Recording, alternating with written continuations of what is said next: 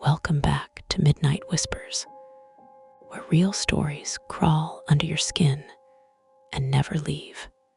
I remember that afternoon vividly, the kind of quiet where every sound feels louder than it should. And I was just sitting on my bed scrolling through my phone when I heard my mom calling me from the kitchen. Her voice soft, calm, familiar. The kind of voice that makes you feel safe instantly. But a second later, I froze because I heard it again. The same exact voice, same tone, same warmth. Only this time it came from her bedroom, and my mind couldn't process that because my mom couldn't be in two places at once.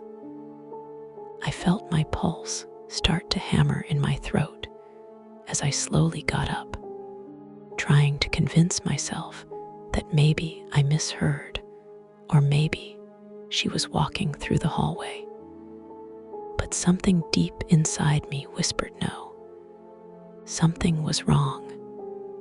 Something was off about how close that second voice had sounded. I opened my door and peeked out. The house looked still and normal, but there was this strange heaviness in the air, like the silence had a weight, like it was pressing against my skin. I took a step forward, and the floor creaked under my foot, and for a split second, I thought I saw movement in the reflection of the microwave down the hallway, like a shadow gliding by. But when I looked directly, there was nothing. I swallowed hard and called out, "Mom." No answer, just that stillness again. And then from the kitchen came the sound of a plate being set down, a clink that echoed too sharply. I walked closer, each step louder than it should be. And when I reached the doorway, I saw her. Or at least I thought I did. My mom was standing there with her back to me, shoulders stiff, hands resting on the counter. But something in the way she stood felt unnatural, too still, too stiff, like someone pretending to be human, but not quite getting it right.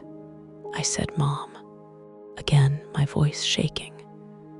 And she slowly turned her head toward me, her face pale and her smile, wrong, stretched too wide, her eyes wide open, not blinking, just staring straight at me like she was seeing through me instead of looking at me. And she said in a voice that sounded like hers, but colder, flatter, "Come, help me with the food." For a few seconds, I couldn't move, couldn't even breathe properly, because my mind was trying to make sense of what I was seeing. Her mouth was smiling, but her eyes weren't. They were completely emotionless, like glass marbles that caught the light but reflected nothing. I forced out a small, nervous laugh and said something stupid like, "Are you okay?" But she didn't answer, just kept staring, her hand slowly reaching toward a knife on the counter. And then from behind me came another sound, a whisper, faint but trembling, the kind of whisper that doesn't come from a hallway, but from right next to your ear. And it said, "Don't go near her." I froze.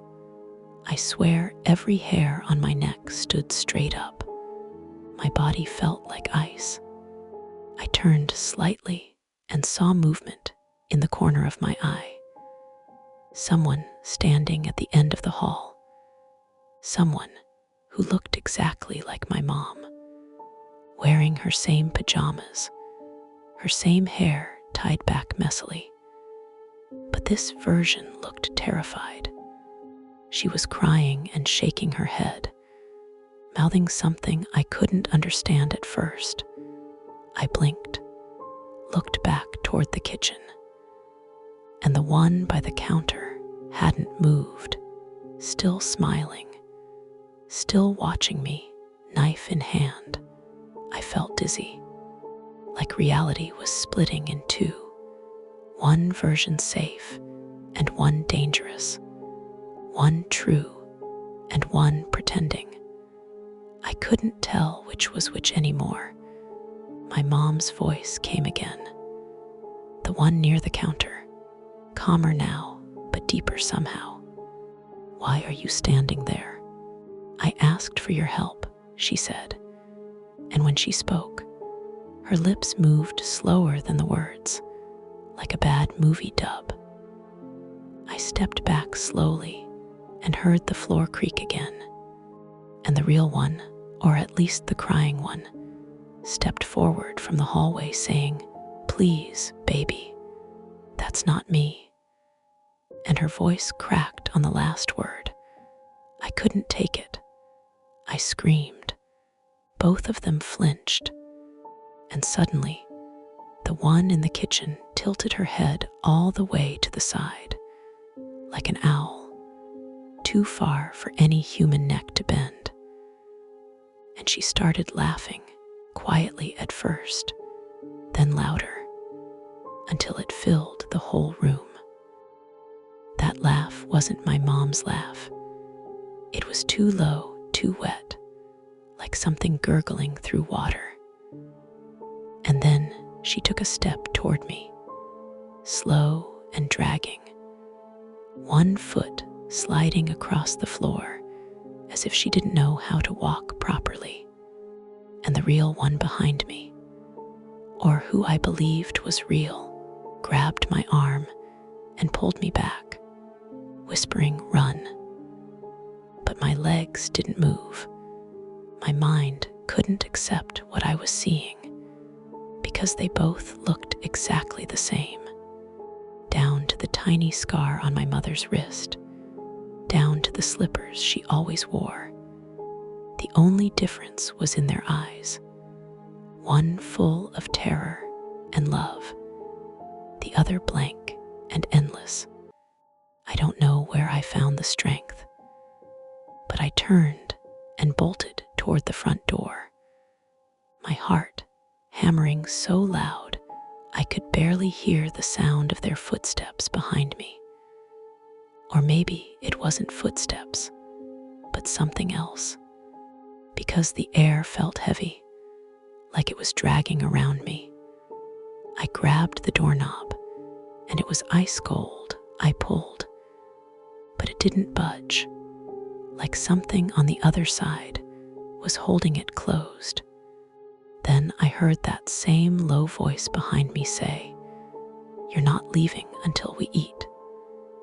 And I felt something touch my shoulder, cold fingers, too many of them. And I screamed again, jerking away, stumbling toward the stairs. I ran up to my room, slammed the door, locked it, pressed my back against it, trying to catch my breath. I could hear footsteps downstairs, slow, deliberate, 2 sets, pacing, stopping. Then that same calm voice said, "Sweetheart, dinner's ready," followed by that laugh again, the one that didn't belong to anything human. And then silence. I must have sat there for an hour, trembling, listening, waiting for something to happen.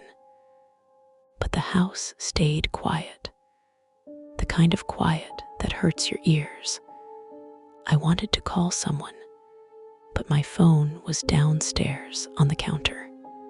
I thought maybe I was dreaming, maybe I was losing it. I tried to convince myself that what I saw wasn't real, that maybe I just panicked. But then I heard footsteps again, coming up the stairs this time, slow, steady, each creak louder than the last. I held my breath. Then the doorknob started to turn slowly. It stopped, then turned again harder, rattling against the lock. And I heard her voice, my mom's voice, right outside. "Honey, why are you hiding? You're scaring me," she said, gentle but strange, every word slightly delayed, like she was mimicking how my real mom spoke. I stayed silent, praying she'd go away. But she didn't.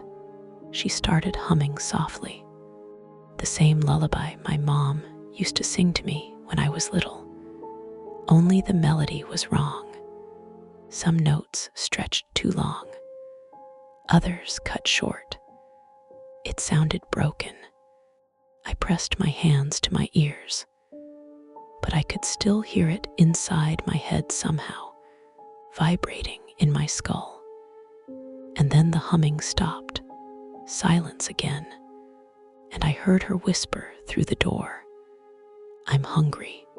When morning came, I woke up still sitting against the door, sunlight leaking through the curtains. Everything looked normal. No sound, no movement, just the familiar quiet of our home.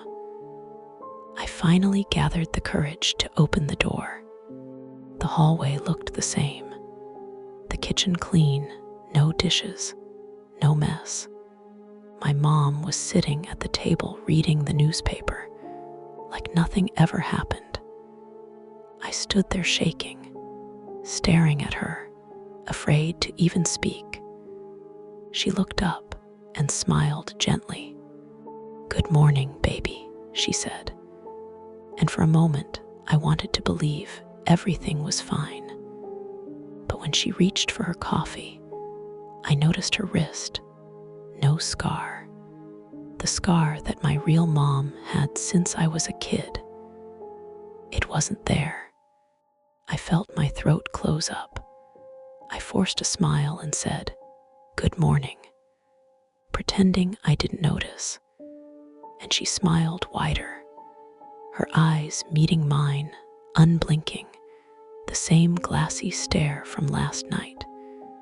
And then she said quietly, "I made breakfast, your favorite," and the smell of raw meat filled the room, even though nothing was cooking. That was 2 years ago, and I haven't seen my real mother since. People think I'm crazy when I tell them what happened. They say maybe it was trauma, or sleep paralysis, or stress.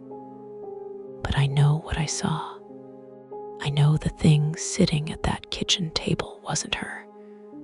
I've moved houses 3 times since then. But sometimes, late at night, I still hear her voice calling me from another room, calm, familiar, asking for help with dinner. And every time I hear it, I stay perfectly still, because I learned the hard way that not every voice that sounds like love belongs to someone you should answer. And if you ever hear a loved one calling from 2 places at once, don't go looking, because one of them isn't real, and the other one is waiting for you to find out which.